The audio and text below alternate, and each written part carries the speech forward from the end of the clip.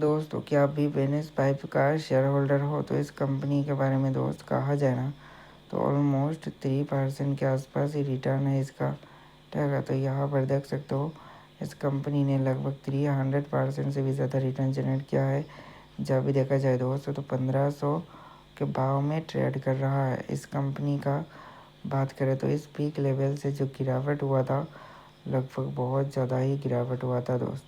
ठीक है, तो इस कंपनी का 50% का ही डाउनफॉल दिख रहा है इस कंपनी ने। तो देखा जाए दोस्तों तो 52% के आसपास ही रिटर्न है, वो भी नेगेटिव सा। ठीक है, तो इस कंपनी का स्टॉक्स के बारे में कहा जाए दोस्त तो यहाँ पर 29% का ही रिटर्न है।